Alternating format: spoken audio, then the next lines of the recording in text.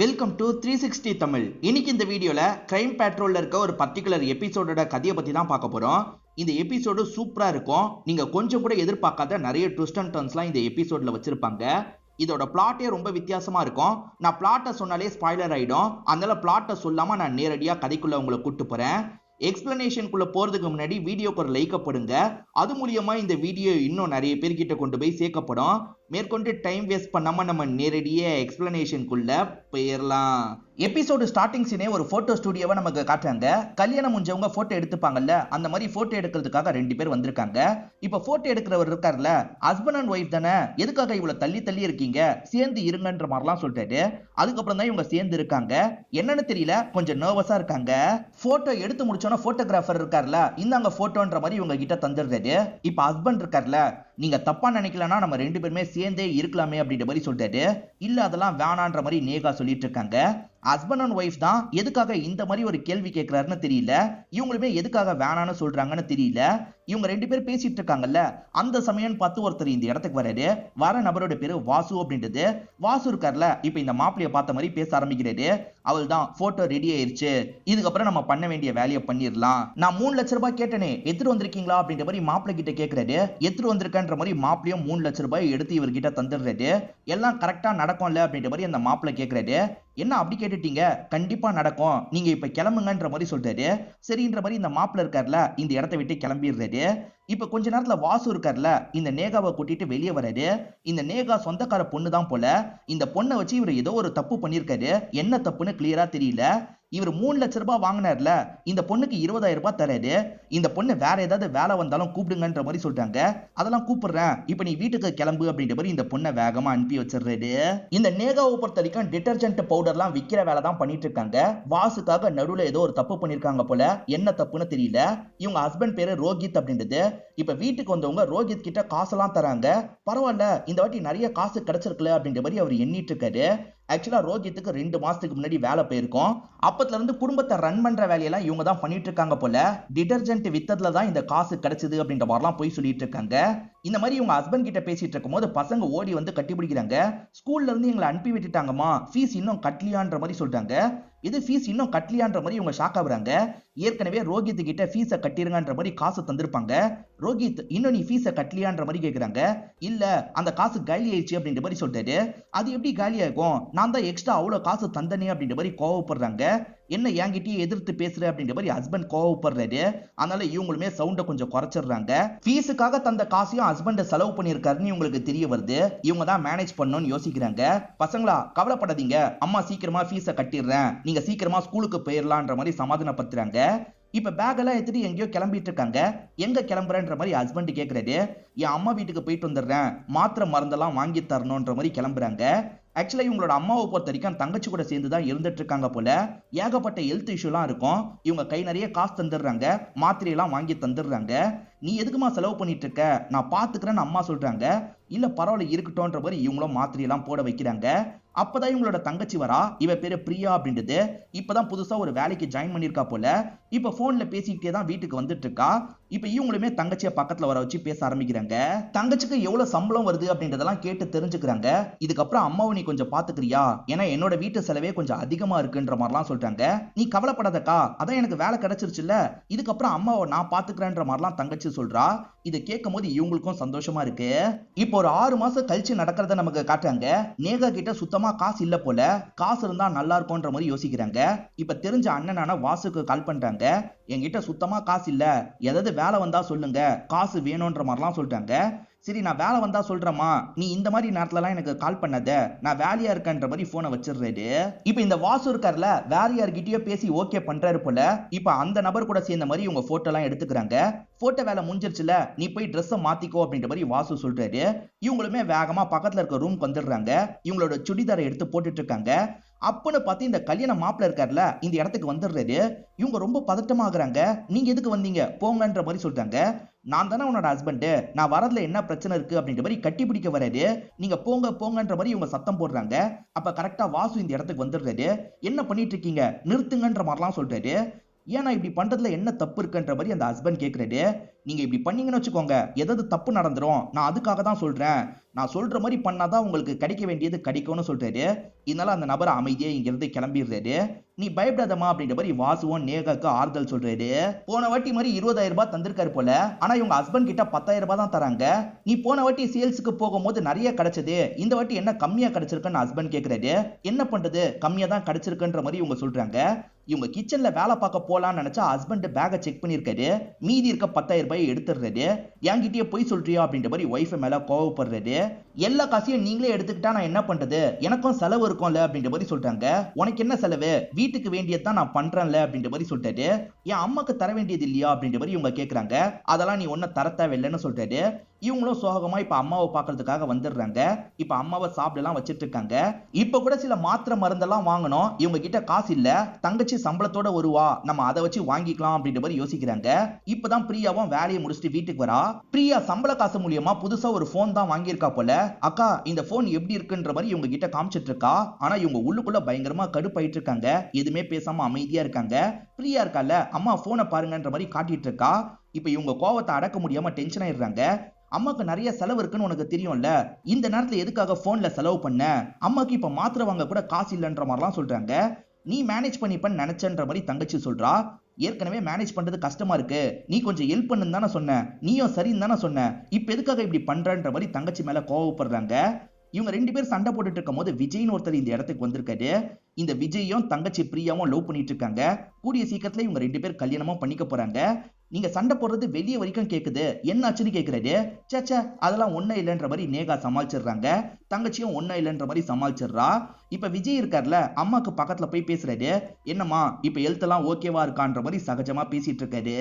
நம்ம தங்கச்சி இப்படி பண்ணிட்டாலே அப்படின்ற மாதிரி நேகா கொஞ்சம் அப்செட்டா நடந்து வந்துட்டு இருக்காங்க. அப்ப திடீர்னு மார்க்கெட் ஏரியால ஒரு நபர் இருக்கார்ல, இவங்களை நோக்கி ஓடி வந்துட்டு இருக்காரு.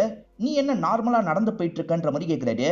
நீ நேரத்துக்கு செத்துருப்பன்னு நினைச்ச, இன்னும் நீ சாவலியா, ஏற்கனவே ரொம்ப மாசம் ஆயிடுச்சு அப்படின்ற மாதிரிலாம் பேசுறாரு.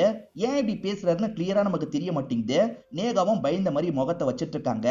இதெல்லாம் ஹஸ்பண்ட் தள்ளி இருந்து கவனிக்கிறாரு. யாரு நேகா கிட்ட பேசுறது, நேகாக்கு அஃபேர் போதான்ற மாதிரிலாம் யோசிக்கிறாரு. பிரியா ஒரு பையனை லவ் பண்ணிட்டு இருக்காங்கல்ல, சீக்கிரமே அவங்களுக்கு கல்யாணம் ஆக போகுது. பிரியா போனை வீட்டுல தான் வச்சுட்டு போயிருப்பா. இப்ப அக்கா நேகா இருக்காங்கல்ல, அம்மா போட்டோ எடுத்துக்கலாம் அப்படின்ற மாதிரி அம்மா கூட சேர்ந்து போட்டோ எல்லாம் எடுத்துட்டு இருக்காங்க. அப்பன்னு பார்த்து யாரோ கதவை தட்டுறாங்க. யாருன்றத பாக்குறதுக்காக நேகாவும் கதவை திறக்கிறாங்க. பார்த்தா வாசு தான் இந்த இடத்துக்கு வந்திருக்காரு. வாசு சொந்தக்காரர்னு சொன்ன பாத்தீங்களா, அதனால தான் பேசுறதுக்காக இந்த இடத்துக்கு வந்திருக்காரு போல. அம்மா எங்கன்னு கேக்குறாரு. ரூம்ல தான் இருக்கிறதா இவங்க சொல்றாங்க. இவருமே அம்மா கிட்ட பேசலான்ற மாதிரி ரூமை நோக்கி நடந்து போறாரு. இப்ப நேகாவும் ரூம்குள்ள வரலாம்னு நினைக்கிறாங்க. ஆனா திரும்பி காலிங் பெல் அடிக்கிற சவுண்ட் கேக்குது. யாருன்னு பாப்போம் அப்படின்ற மாதிரி நேகா இருக்காங்கல்ல, கதவு கிட்ட போய் கதவை திறக்கிறாங்க. இவங்க கதவை திறந்தோன்னா யாரோ ஒருத்தர் கத்திய வச்சு வயிற்றிலேயே குத்திடுறாங்க. குத்துனது யாருன்றதை நமக்கு காட்ட மாட்டாங்க. இப்ப சவுண்ட் கேட்டு வேகமா இவரும் பாக்குறதுக்காக போறாரு. யாரு குத்துனான்றதை இவர் பார்க்கல போல. இப்ப அம்மா கிட்ட வந்து அவ கத்தி குத்து வாங்கியிருக்கா, உடனே வாங்கன்ற மாதிரி சொல்றாரு.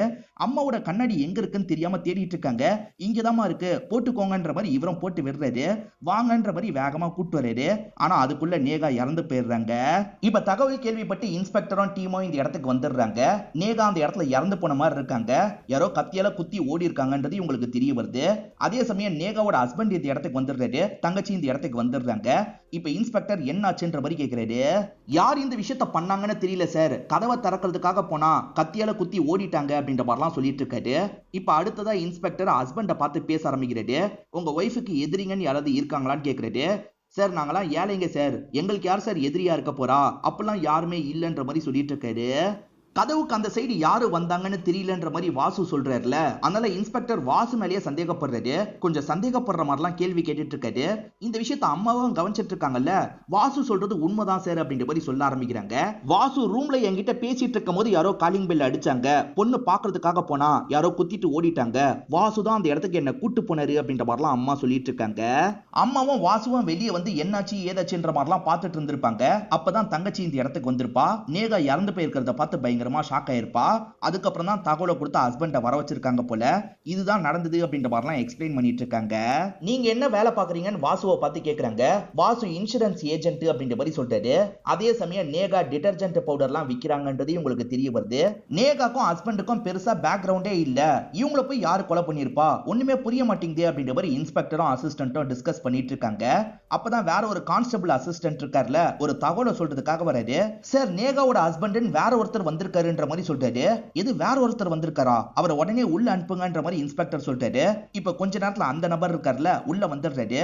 அது யாருன்னு பார்த்தா ஸ்டார்டிங் நேகா கூட ஒருத்தருக்கு கல்யாணம் ஆச்சுல, அவர் தான் வந்திருக்காரு. சார் நேகா என்னோட ஒய்ஃப் தான், இத பாருங்கன்ற மாதிரி போட்டோவெல்லாம் காட்டுறாரு. நேகாவை பொறுத்த வரைக்கும் சில ஹெல்த் இஷ்யூலாம் இருந்தது சார், அதனால தான் அவங்க வேற வீட்லயும் நான் வேற வீட்லயும் இருந்தோம் அப்படின்ற மாதிரிலாம் சொல்றாரு.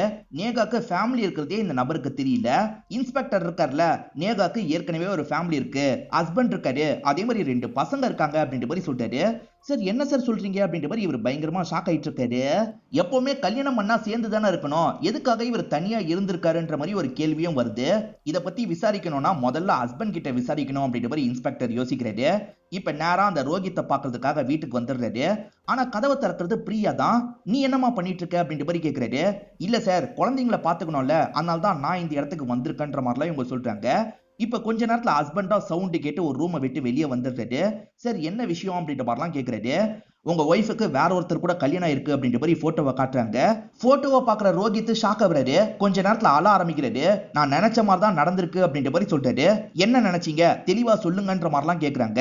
சார் எனக்கு வேலை போயிடுச்சு, அதனால தான் டிடர்ஜென்ட் பவுடர் விக்கிறேன்ற மாதிரி அவ வேலைக்கு போனா சார். டிடர்ஜென்ட் பவுடர் வித்தா பெருசா காசு வராது, ஆனா அவ நிறைய காசை கொண்டு வந்து தருவா, அப்பயே அவ ஏதோ தப்பு பண்றான்னு நினைச்சேன், ஆனா இந்த மாதிரி பண்ணுவான்னு கொஞ்சம் கூட எதிர்பார்க்கல அப்படின்ற மாதிரி சொல்றாரு.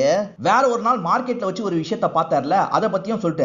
நேகா நடந்து போயிட்டு இருக்கும் போது ஒரு நபர் நேகாவை பார்த்து பக்கத்துல வந்து பேசியிருப்பாரு. நீ இன்னும் சாகலியா, நீ எப்படி நடமாடிட்டு இருக்க அப்படின்ற மாதிரிலாம் கேட்டிருப்பாரு. அவங்க எக்ஸாக்டா என்ன பேசினாங்கன்றது ஹஸ்பண்டுக்கு தெரியாது. மார்க்கெட்ல வாங்கிட்ட பேசினது யாருன்ற மாதிரி கேக்குறாரு. ஒய்ஃப் சமாளிக்கிற மாதிரி என்னென்னமோ சொல்லியிருப்பாங்க. இதெல்லாம் இவருக்கு லைட்டா டவுட்டை வர வச்சிருக்கோம். இப்ப இன்ஸ்பெக்டர் போட்டோவை காட்டினதை வச்சு இவர் கன்ஃபார்ம் பண்ணிடுறாரு.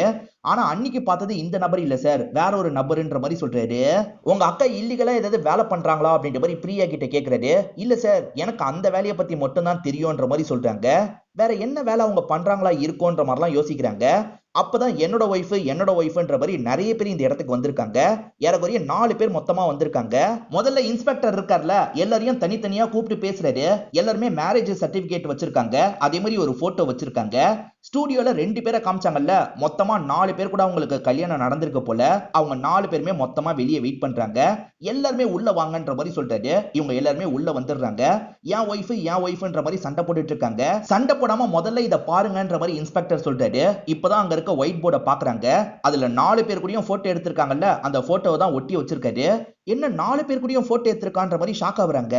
இந்த கல்யாணத்தை நீங்களா பண்ணல, யாரோ சொல்லி தான் பண்ணிருக்கீங்கன்றது தெரியுது, யார் சொல்லி பண்ணீங்க ஒழுங்கா சொல்லுங்கன்ற மாதிரி இன்ஸ்பெக்டர் கேக்குறாரு. சார் வாசு சொல்லி தான் பண்ணன்ற மாதிரி ஒருத்தர் சொல்றாரு. மத்தவங்களும் ஆமா சார் வாசு சொல்லி தான் பண்ணோன்ற மாதிரி சொல்றாங்க. எல்லாருமே ஒரே சமயத்துல பேசாதீங்க, ஒருத்தர் மட்டும் என்ன நடந்தது அப்படின்றத தெளிவா சொல்லுங்கன்ற மாதிரி கேக்குறாரு. சார் நான் சொல்றேன்ற மாதிரி ஒருத்தர் மட்டும் நடந்த விஷயத்த சொல்றாரு. ஆக்சுவலா இந்த நபர் இருக்கார்ல, வாசு மூலியமா பேங்க்ல இன்வெஸ்ட்லாம் பண்ணிட்டு இருக்காரு. பெருசா இவருக்கு ரிட்டர்ன் கிடைக்க மாட்டேங்குது. பெருசா ரிட்டர்ன் கிடைக்க என்னதான் பண்றது அப்படின்ற மாதிரிலாம் கேக்குறாரு. சார் நிறைய காசு கிடைக்க என்கிட்ட ஒரு ஐடியா இருக்கு. நேகான்ற ஒரு பொண்ணுக்கு ஹார்ட் ப்ராப்ளம், சீக்கிரமா சாக போறா, அவளை நீங்க கல்யாணம் பண்ணிக்கோங்க அப்படின்ற மாதிரி சொல்றாரு. எது கல்யாணமா, அதெல்லாம் முடியாதுன்ற மாதிரி இவர் சொல்றாரு. சார் கல்யாணம்னா உண்மையான கல்யாணம் இல்ல, ஃபேக் மேரேஜ் பண்ணிக்கோங்க. உங்க ஒய்ஃப்ன்ற மாதிரி கல்யாண சர்டிபிகேட் ரெடி பண்ணிடுவோம், அதே மாதிரி ஒரு போட்டோ ரெடி பண்ணிடுவோம். இன்சூரன்ஸை நம்ம போட்டோன்னு வச்சுக்கோங்க, அவங்க இறந்து போனதுக்கு அப்புறம் உங்களுக்கு பல்கா கிடைக்கும், 3 கோடி ரூபாய் வரைக்கும் கிடைக்கும்ன்ற மாதிரிலாம் சொல்றாரு. அந்த பொண்ணு நிம்மதியா வாழ்றதுக்கு ஒரு 3 லட்சம் ரூபாய் மட்டும் தாங்க, ஒரு 3 மாசம் அந்த பொண்ணு உயிரோட இருப்பா, அவ இறந்து போனதுக்கு அப்புறம் உங்களுக்கு 3 கோடி ரூபாயா கிடைக்கும் அப்படின்ற மாதிரி சொல்றாரு. இது நல்ல டீலா தெரியுது இல்ல, இவருமே சரின்ற மாதிரிலாம் ஏத்துக்கிறாரு. ஏறக்குறைய வாசு எல்லார்கிட்டயும் இந்த மாதிரி தான் பேசியிருக்காரு போல. சார் இதே மாதிரி தான் சார் என்கிட்டயும் சொன்னான்ற மாதிரி எல்லாருமே சொல்றாங்க. இன்சூரன்ஸை பத்தி எதுவுமே உங்களுக்கு தெரியாதா அப்படின்ற மாதிரி இன்ஸ்பெக்டர் இவங்களை போட்டு பயங்கரமா திட்டுறாரு. மெடிக்கல் கண்டிஷன் எல்லாம் பார்த்துதான் இன்சூரன்ஸ் எவ்வளவு அமௌண்ட்ன்றதை ஒத்துக்கவே செய்வாங்க. அந்த பொண்ணுக்கு ஹார்ட்ல ப்ராப்ளம் இருக்கு, சீக்கிரமா சாக போறான்னு தெரிஞ்சா காசு 3 கோடிலாம் தர வாய்ப்பே கிடையாது, இதை புரிஞ்சுக்க மாட்டீங்களான்ற மாதிரி தான் திட்டுறாரு. சார் எங்களுக்கும் போக போக டவுட் வந்தது சார், நான் அவனோட காலரை பிடிச்சே கோவப்பட்டுட்டேன் அப்படின்ற மாதிரி ஒரு நபர் சொல்றாரு. இவர் சொல்ற விஷயத்த நமக்கு விஷுவலா காட்டுறாங்க. ஆக்சுவலா வாசு ஒரு இடத்துல பீடெல்லாம் போட்டுட்டு இருக்காரு. அந்த இடத்துக்கு வந்து இவர் காலரை பிடிச்சிடுறாரு. மவனே, அந்த பொண்ணு நல்லபடியா போயிட்டு இருக்கிறத நான் பார்த்தேன், அந்த பொண்ணு சீக்கிரமா சாக போறான்னு சொல்ற, எனக்கு என்னமோ உன் மேல நம்பிக்கை போயிடுச்சு, ஒழுங்கா என்னோட காசை தர, அப்படி தரலன்னு வச்சுக்கோ உன்னை என்ன பண்ணுவனே தெரியாதுன்னு வார்னிங் கொடுக்குறாரு. அந்த வாசு 3 மாசம் சொல்லியிருப்பான், ஆனா 9 மாசத்துக்கு மேல ஆயிடுச்சு. எல்லாருமே வாசுவை ஃபோர்ஸ்லாம் பண்ணியிருப்பாங்க, இத பத்திலாம் சொல்லிட்டு இருக்காங்க. சரி நீங்க கிளம்புங்க, நான் பாத்துக்கிறேன்ற மாதிரி இன்ஸ்பெக்டர் சொல்றாரு. வாசு பிரச்சனையில மாட்டிட்டு இருந்திருக்கான். அந்த பொண்ணு இறந்து போனா 3 கோடி கிடைக்காது, ஆனா 20 லட்ச ரூபாய் தாராளமா கிடைக்கும். அது மூலியமா இவங்க எல்லாரோட ப்ராப்ளத்தையும் சால்வ் பண்ணலாம்னு அவன் கணக்கு பண்ணிருக்கான் போல. அவன் கூட இதை பண்ணிருக்க வாய்ப்பு இருக்கு, அவனை லாக் பண்ணி விசாரிக்கணும்ன்ற மாதிரி இன்ஸ்பெக்டர் சொல்றாரு. ரோஹித் வீட்டுக்கு பக்கத்துல இருக்க லேடி ஒரு விஷயத்தை பார்த்து சொல்லியிருக்காங்க, அதை பத்தி கான்ஸ்டபிளும் சொல்றாரு. ரோஹித் வீட்டுல தானே இப்போதைக்கு பிரியா இருக்காங்க, என்னன்னு தெரியல பிரியாவை போட்டு ரோஹித் பயங்கரமா அடிக்கிறாரு. சித்தியை விட்டுருங்க சித்தியை விட்டுருங்கன்ற மாதிரி பசங்க வராங்க. அதுக்கப்புறம் தான் அடிக்கிறத நிறுத்திட்டு ரோஹித்தும் ரூம்குள்ள போறாரு. ரோஹித் எதுக்காக அடிச்சாருன்றது கிளியரா தெரியல, எதுக்காக அடிச்சிருப்பாரா இருக்கும்ன்ற மாதிரி இவங்களும் யோசிச்சுட்டு இருக்காங்க. ரோஹித் மேலேயே இவங்களுக்கு டவுட் இருக்கதான் செய்யுது. நேகாவோட அம்மாக்கு கண் பார்வை சரியா தெரியாது, அதனால வாசு கூட நேகாவை கொலை பண்ணிருக்கலாம், அம்மா கிட்ட நல்லவன் மாதிரி நடிச்சிருக்கலாம், காலிங் பெல் சவுண்டை இவனே ஏற்படுத்திருக்கலாம் அப்படின்ற மாதிரிலாம் இன்ஸ்பெக்டர் சொல்றாரு. இப்பதான் அசிஸ்டன்ட்டுக்கு போன் கால்ல ஒரு தகவல் கிடைக்குது. இவங்க 2 பேருமே சேர்ந்த மாதிரி ஒரு கிரைம் ஸ்பாட்டுக்கு வராங்க. அந்த இடத்துல ஒரு பாடி கிடைச்சிருக்கு அப்படின்ற மாதிரி தான் தகவல் கிடைச்சிருக்கு போல. அந்த பாடி யாரோடதுன்னு பார்த்தா பிரியாவோட பாடி தான். என்ன பிரியா இறந்து போயிருக்கா அப்படின்ற மாதிரி இவங்க பயங்கரமா ஷாக் ஆயிடுறாங்க. பாடிக்கு ஒரு 20 அடி தள்ளி ஒரு போன் கிடைச்சிருக்கும். அந்த போன் உடஞ்ச கண்டிஷன்ல தான் இவங்களுக்கு கிடைச்சிருக்கு. இது பிரியாவோட போனா இருக்க கூட வாய்ப்பு இருக்கு, ஏன்னா பிரியாவோட பேக்ல போன் இல்லைன்ற மாதிரிலாம் இவங்களுக்குள்ள பேசிக்கிறாங்க. இப்ப அம்மா கிட்ட பிரியா இறந்து போன விஷயத்த சொல்றாங்க. அம்மாவால ஏத்துக்க முடியல, பயங்கரமா ஃபீல் பண்ணிட்டு இருக்காங்க. இது பிரியாவோட போனா பார்த்து சொல்லுங்கன்ற மாதிரி கேக்குறாங்க. ஆமா சார், இது பிரியாவோட போனு தான், கொஞ்சம் முன்னாடி தான் வாங்கினா அப்படின்ற மாதிரி அம்மா சொல்லிட்டு இருக்காங்க. இப்ப பசங்களை பார்த்து பிரியா எப்ப வெளியே போனாங்கன்னு தெரியுமா அப்படின்ற மாதிரிலாம் கேக்குறாரு. இப்ப பசங்க இருக்காங்கல்ல சார், ஒரு விஷயம் நடந்தது அப்படின்ற மாதிரி சொல்ல ஆரம்பிக்கிறாங்க. இவங்க சொல்றதை நமக்கு விஷுவலா காட்டுறாங்க. ஆக்சுவலா பிரியாவோட போன்ல அம்மாவோட போட்டோ நிறைய இருக்கும் பாத்தீங்களா, இந்த பசங்க அந்த போட்டோவெல்லாம் பார்க்கணுன்ற மாதிரி வாங்கியிருப்பாங்க. வாங்கி சோகமா பார்த்துட்டு இருக்காங்க. ஃபீல் பண்ணாதீங்க பசங்களா அப்படின்ற மாதிரி பிரியா ஆறுதல்லாம் சொல்லிட்டு இருக்காங்க. சரி போனை தாங்கன்ற மாதிரி இவங்களும் வாங்கி சோகமா பாக்குறாங்க. அப்படியே ஒவ்வொரு போட்டோவா தள்ளிட்டு இருக்காங்க. அப்படி தள்ளிட்டு இருக்கும் போது ஏதோ ஒரு விஷயத்த பாக்குறாங்க, செம்மையா ஷாக் ஆயிடுறாங்க. அப்படி ஷாக் ஆனவங்க வேகமா இங்க இருந்து கிளம்ப ஆரம்பிச்சிருப்பாங்க. இதுதான் இந்த பொண்ணு சொல்லிட்டு இருக்கா. போன்ல எதையோ பார்த்து ஷாக் ஆனாங்களா, அப்படி என்ன பார்த்திருப்பாங்கன்னு யோசிக்கிறாரு. போன்குள்ள இருக்கிறத செக் பண்ணி பார்க்கணும்ன்ற மாதிரியும் நினைக்கிறாரு. சரி எங்க போறேன்னு சொன்னாங்களா அப்படின்ற மாதிரி கேக்குறாரு. பிரியாக்கு விஜய்னு ஒரு பாய் ஃப்ரெண்ட் இருக்காரு, அவரை பார்க்கறதுக்காக தான் போறதா சொன்னா அப்படின்ற மாதிரி சொல்றாங்க. அப்ப அந்த விஜயை அமைக்கி விசாரிக்கணும் அப்படின்ற மாதிரி இவங்க யோசிக்கிறாங்க. இப்ப விஜயை வர வச்சு இவங்களுமே கேள்வி மேல கேள்வி கேட்கறாங்க. உங்களை பார்க்கறதா சொல்லிட்டு தான் கிளம்பியிருக்காங்க, உங்களை பார்க்க வந்தாங்களா அப்படின்ற மாதிரி கேக்குறாங்க. என்ன பார்க்கறதுக்காக தான் வந்தான்ற மாதிரி சொல்றாரு. ஆக்சுவலா பாடி கிடைச்சது பாத்தீங்களா, அந்த இடத்துல தான் நாங்க எப்பவுமே மீட் பண்ணி பேசுவோம், அந்த மாதிரி தான் மீட் பண்ணி பேசணும் அப்படின்ற மாதிரி சொல்றாரு. என்ன பேசுனீங்கன்ற மாதிரி கேக்குறாங்க. சார் எனக்கும் அவளுக்கும் அடிக்கடி மிஸ் அண்டர்ஸ்டாண்டிங் வந்துகிட்டே இருக்கும், அந்த மாதிரி ஒரு பிரச்சனை, அது சார்ந்து பேசணும், அதுக்கப்புறம் அங்க இருந்து கிளம்பி போயிட்டோம், என்ன விஷயம்ன்ற மாதிரி கேக்குறாரு. அப்போ உங்களுக்கு விஷயம் தெரியாதான்ற மாதிரி கேக்குறாங்க. சரி எனக்கு தெரியாது, என்ன விஷயம் சொல்லுங்கன்ற மாதிரி கேக்குறாரு. பிரியா கொலை செய்யப்பட்டிருக்காங்கன்ற மாதிரி சொல்றாங்க. இது கொலை செய்யப்பட்டிருக்காளா, என்ன சார் சொல்றீங்க, யாரு கொலை பண்ணியிருந்தாலும் சரி குற்றவாளியை கண்டுபிடிங்கன்ற மாதிரிலாம் சொல்றாரு. இன்ஸ்பெக்டர் எங்களுக்கு உங்க மேலேயே டவுட் இருக்கதான் செய்யுது, எங்க கிட்ட கேட்காம இந்த ஊரை விட்டு எல்லாம் போக கூடாது அப்படின்ற மாதிரி சொல்றாரு. சரின்ற மாதிரி ஏத்துக்கிட்டு விஜய் இங்க இருந்து கிளம்புறாரு. இப்போதைக்கு இவங்களுக்கு ஹஸ்பண்ட் மேலதான் ஹெவியா டவுட் இருக்கு. ஒய்ஃபை சந்தேகப்பட்டு ஏதாவது பண்ணிருப்பாரா, அது தெரிஞ்ச தங்கச்சி ஏதாவது பண்ணிருப்பாரா அப்படின்ற மாதிரிலாம் இவங்க யோசிச்சுட்டு இருக்காங்க. இது சார்ந்து இவங்க விசாரிக்கும் போது சில டீட்டெயிலாம் இவங்களுக்கு கிடைச்சிருக்கும். அந்த டீட்டெயிலை வச்சு இந்த ஹஸ்பண்டான ரோஹித் கிட்ட விசாரிக்கிறாங்க. உங்க ஒய்ஃபை நீங்க சந்தேகப்பட்டு அடிக்கடி அடிச்சிருக்கீங்க அப்படிதானு கேக்குறாங்க. அப்படிலாம் இல்லன்ற மாதிரி சொல்றாரு. போய் சொல்லாதீங்க, எங்க கிட்ட ஐ விட்னஸ் இருக்குன்ற மாதிரி சொல்றாங்க. ஆக்சுவலா தங்கச்சி இவர் அடிச்சத ஒரு லேடி பார்த்து சொன்னாங்க பாத்தீங்களா, அதே லேடி ஒய்ஃபை போட்டு இவர் அடிச்சதையும் பார்த்திருப்பாங்க. ஒய்ஃப் அடிக்கும் போது சந்தேகப்படுற மாதிரி பேசிக்கிட்டே தான் அடிச்சிருப்பாரு. அதாவது ஒரு நாள் கேட்டேன்னு சொன்னாரு பாத்தீங்களா, அன்னைக்கு கேட்க மட்டும் செஞ்சிருக்க மாட்டாரு, ஒய்ஃபை போட்டு அடிக்கவும் செஞ்சிருப்பாரு. இந்த விஷயத்தெல்லாம் அந்த லேடி கவனிச்சிருப்பாங்க. அந்த லேடி மூலியமா தான் இந்த விஷயம் உங்களுக்கு தெரிஞ்சிருக்கு. சார் நான் அடிச்சது உண்மைதான் சார், அதுக்காக ஒய்ஃபை போய் கொலை பண்ணுவேனா, நான்லாம் பண்ணலன்ற மாதிரி சொல்லிட்டாரு. சரி எதுக்காக தங்கச்சியை போட்டு அடிச்சீங்க, அதுக்கு பதில சொல்லுங்கன்ற மாதிரி கேக்குறாங்க. சார் குழந்தைய சரியா கவனிச்சுக்காம போன்ல பிஸியா யூஸ் பண்ணிட்டு இருந்தா அதை பாக்குற எனக்கு டென்ஷன் ஆயிடுச்சு, அதனால தான் கொஞ்சம் கோவத்துல அடிச்சிட்டேன் சார், மத்தபடி எதுவுமே இல்லைன்ற மாதிரிலாம் சொல்லிட்டாரு. இவர் சொல்றத முழுசா நம்ப முடியல. இவரை சந்தேக வட்டத்திலேயே வச்சுக்கலாம்னு யோசிக்கிறாங்க. இந்த ஊரை விட்டு எங்கேயும் போக கூடாதுன்னு சொல்றாங்க. இவரா சரின்ற மாதிரிலாம் ஏத்துக்கிறாரு. இவங்களை பொறுத்த வரைக்கும் வாசு கிட்ட விசாரிக்கணும்னு நினைக்கிறாங்க. ஆனா வாசுவை ரீச்சே பண்ண முடியல. நமக்கு சந்தேகம் வந்துருச்சுன்றது வாசுக்கு தெரிஞ்சிருக்கு சார், அதனால தான் நம்ம கண்ணில் மண்ணை தூவி தப்பிச்சுக்கிட்டே இருக்கான்ற மாதிரிலாம் பேசிக்கிறாங்க. இவங்க ஒரு சைடு தேடிக்கிட்டே தானே இருக்காங்க. இப்ப வாசு ஒரு இடத்துல பைக்கை நிறுத்திட்டு உள்ள போலான்னு நினைக்கிறது. அங்கதான் இவங்க மறைஞ்சிருப்பாங்க. இப்ப சட்டுன்னு வாசுவை லாக் பண்ணிடுறாங்க. இப்ப வாசுவை போட்டு அடிச்சு நீ தானே இந்த விஷயத்த பண்ண, ஒழுங்கா சொல்லுன்ற மாதிரிலாம் கேக்குறாங்க. சார் சத்தியமா நான் இந்த விஷயத்த பண்ணல சார், நான் சொல்றதை நம்புங்க அப்படின்ற மாதிரிலாம் சொல்லிட்டாரு. அவங்க எல்லாருமே உங்ககிட்ட காசு திரும்பி கேட்க ஆரம்பிச்சிட்டாங்க. அந்த காசுக்கு நீ என்னடா பண்ணிருப்ப, ஒழுங்கா சொல்லுன்ற மாதிரிலாம் கேக்குறாங்க. சார் நீங்க சொல்றது உண்மைதான் சார், அவ்வளவு காசை உடனே என்னால தர முடியாது, நான் எப்படியாவது பெரட்டி தந்துடலாம் நினைச்சேன். ஆனா அவங்க நேகாவை கண்டுபிடிச்சு ஏதாவது பண்ண கூட வாய்ப்பு இருக்குன்னு தோணுச்சு. அதனால நேகாவை எச்சரிக்கை பண்ணலான்றதுக்காக தான் இன்னைக்கு வீட்டுக்கே போனேன். நான் நேகா கிட்ட இந்த ஊரை விட்டு போயிட்டுன்னு சொல்லலாம்னு நினைச்சேன். அதுக்குள்ளதான் அவளை யாரோ கொலை பண்ணிட்டாங்க. சத்தியமா யாரு பண்ணாங்கன்னு எனக்கு தெரியாது சார், என்ன விட்டுருங்க அப்படின்ற மாதிரிலாம் இவர் கேட்டுட்டு இருக்காரு. சரி போன்ற மாதிரி அனுப்பிடுறாங்க. ஆக்சுவலா அந்த பிரியாவோட போன்ல ஏதாவது கிடைக்குமான்ற மாதிரி தேடி பார்த்தாங்கல்ல, ஏற்கனவே டெலீட் செய்யப்பட்ட ஒரு வீடியோ உங்களுக்கு கிடைக்குது. அந்த வீடியோவை பார்க்கலான்ற மாதிரி இவங்க ரெண்டு பேருமே சேர்ந்த மாதிரி பாக்குறாங்க. பார்த்தவங்க செம்மையா ஷாக் ஆயிடுறாங்க. யாரு குற்றவாளின்றது இவங்களுக்கு தெரிஞ்சிருது. இவன் தான் இந்த விஷயத்த பண்ணிருக்கானான்ற மாதிரி யோசிக்கிறாங்க. இப்ப அந்த நபரை அமைக்கிறாங்க. விஜய் தான் அமைக்க வச்சிருக்காங்க. நீ தானே இந்த கொலையை பண்ண, ஒழுங்கா ஒத்துக்கோன்ற மாதிரி கேக்குறாங்க. நாலாம் பண்ணலன்ற மாதிரி இவன் சொல்றான். இந்த வீடியோவை பார்த்துட்டு சொல்லுன்ற மாதிரி ஒரு வீடியோவை காட்டுறாங்க. ஆக்சுவலா நேகா அன்னைக்கு செல்ஃபி எடுக்கிறதுக்கு ட்ரை பண்ணிருப்பாங்க. அப்பன்னு பார்த்து யாரோ காலிங் பெல் அடிச்சிருப்பாங்க. இவங்க கேமராவை தெரியாம வீடியோ மோட்ல வச்சுட்டு வெளியே வந்திருப்பாங்க. இந்த விஜய் தான் குத்திட்டு அங்க இருந்து ஓடி இருப்பாரு. எதுக்காகடா இந்த மாதிரி பண்ணன்ற மாதிரி கேக்குறாங்க. சார் நான் இவங்களை கொலை பண்றதுக்காக அந்த இடத்துக்கு வரல சார், தப்பு நடந்துருச்சு அப்படின்ற மாதிரிலாம் சொல்றான். தெளிவா சொல்லுன்ற மாதிரி கேக்குறாங்க. இவனுமே விஷயத்த சொல்ல ஆரம்பிக்கிறான். ஆக்சுவலா இவனுக்கும் பிரியாக்கும் அடிக்கடி சண்டை வரும்ல, அதுக்கு காரணம் என்னன்னா இவன் வேலை வெட்டிக்கு போகாம சும்மா இருக்கான். என் மாமாவும் இப்படிதான் இருக்காரு, என் அக்கா ரொம்ப கஷ்டப்படுறாங்க, என் லைஃபை நினைச்சா எனக்கு ரொம்ப கஷ்டமா இருக்கு, இதெல்லாம் செட் ஆகாது, நம்ம கல்யாணம் பண்ணிக்க வேணான்ற மாதிரி சொல்றாங்க. என்ன திடீர்னு இப்படி சொல்ற, இப்படிலாம் சொல்லாது அப்படின்ற மாதிரி இவர் சொல்றாரு. ரெண்டு பேருக்குள்ளயும் ஆர்குமெண்ட் வருது. ஆர்குமெண்ட்ல ரொம்ப திட்டுற மாதிரிலாம் அவங்க சொல்லிடுறாங்க. இவர் கோவத்துல அரைஞ்சிடுறாரு. இதனால கோவப்பட்டு அவங்க இருக்காங்கல்ல, இதுக்கப்புறம் என் மூஞ்சிலேயே முடிக்காத, பிரேக்கப் அப்படின்ற மாதிரி இங்க இருந்து கிளம்புறாங்க. இவரால இந்த விஷயத்தை ஏத்துக்க முடியல. இவர் பயங்கரமா கோவப்படுறாரு. நம்மளை கழட்டி விட்டுட்டு போனோம்னு நினைக்கிறாளா, இவ கதையை முடிக்கணும்ன்ற மாதிரிலாம் யோசிக்கிறாரு. அவ வீட்டுக்கு வந்திருப்பான்றதுக்காக காலிங் பெல் அடிக்கிறாரு.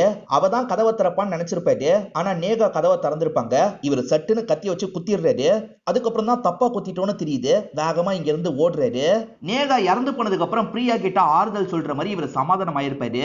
அப்பன்னு பார்த்து பிரியா இருக்காங்கல்ல, கேலரிய தள்ளிட்டு இருக்கும் போது அந்த வீடியோவை பார்த்துருவாங்க. உன்னை மீட் பண்ணோம் அப்படின்ற மாதிரி வர வச்சிருப்பாங்க. நீ தான் இந்த விஷயத்த பண்ணிருக்க, அப்ப என்ன கொள்றதுக்காக தானே அன்னைக்கு வந்திருக்கன்ற மாதிரிலாம் கேக்குறாங்க. தெரியாம தப்பு பண்ணிட்டேன், மன்னிச்சிரு அப்படின்ற மாதிரிலாம் சொல்லிட்டாரு. நான் போலீஸ் கிட்ட சொல்ல போறேன்னு இவங்க போக பாக்குறாங்க. இவருமே பிடிச்சா அவங்களோட கதையை முடிச்சிருப்பாரு. இதான் நடந்ததுன்ற மாதிரி சொல்லிட்டாரு. இவனை தாண்டி ஒரு குற்றவாளி இருக்கான், அந்த குற்றவாளியும் விடக்கூடாதுன்ற மாதிரி இன்ஸ்பெக்டர் சொல்றாரு. இப்ப அடுத்ததா இவங்க இருக்காங்கல்ல, வாசுவை அமைக்கிறாங்க. இப்ப வாசு கிட்ட அந்த வீடியோவை காட்டுறாங்க. ஆக்சுவலா அவன் குத்திட்டு போனான் பாத்தீங்களா, இவங்க உயிருக்கு போராடிட்டு இருந்திருப்பாங்க. வாசு உடனே தூக்கிட்டு போயிருந்தா காப்பாத்திருக்கலாம். ஆனா வாசு இருக்கார்ல, இவங்க செத்தாதான் நம்ம ப்ராப்ளம் சால்வ் ஆகும்னு யோசிச்சிருப்பாரு. இவங்க சாவட்டும் மாதிரி விட்டுருப்பாரு. அம்மா என்ன சத்தம்னு கேக்குறாங்கல்ல, அந்த சமயம் இவர் வேணும்ட்டே லேட் பண்ணணும்னு நினைச்சிருப்பாரு. அம்மா கண்ணாடியை இவர் தான் தள்ளி வச்சிருப்பாரு. அம்மாவும் கண்ணாடி எங்கன்னு தேடி மாட்டிருப்பாங்க. அதுக்கப்புறம் தான் வெளியே வந்து பார்த்திருப்பாங்க. இந்த டைம்ல அவங்க இறக்கவே செஞ்சிருப்பாங்க. வேணும்ட்டே தான் இவர் சாக விட்டுருப்பாரு. உன் ப்ராப்ளம் சால்வ் ஆகணும்ன்றதுக்காக வேணும்ட்டே சாக விட்டுருக்க, இதுக்கு பேரும் கொலை தான், இதுக்கான தண்டனை உனக்கு கிடைக்கும்ன்ற மாதிரி சொல்லிட்டாரு. இதை கேட்கிற இவருமே ஃபீல் பண்ணிட்டு இருக்காரு. குடும்ப கஷ்டத்துக்காக நேகா தப்பான சில விஷயங்களை பண்ணிட்டாங்க. வாசு சொன்னதா அவங்க பண்ணிருக்க கூடாது, பண தேவைக்காக அப்படி பண்ணிட்டாங்க, அதுதான் அவங்க உயிரியே எடுத்துருச்சு அப்படின்ற மாதிரிலாம் இன்ஸ்பெக்டர் சொல்றாரு. குற்றவாளிகளை கண்டுபிடிச்சிட்டார்ல, இதோட இந்த கதையை நமக்கு முடிச்சிடுறாங்க. இந்த கதையில வந்த ட்விஸ்ட் அண்ட் டர்ன்ஸ்லாம் கண்டிப்பா உங்களுக்கு பிடிச்சிருக்கும்னு நம்புறேன். இந்த வீடியோ உங்களுக்கு பிடிச்சிருந்ததுன்னா லைக் பண்ணுங்க, கமெண்ட் பண்ணுங்க, மறக்காம 360 தமிழ் சேனலை சப்ஸ்கிரைப் பண்ணுங்க.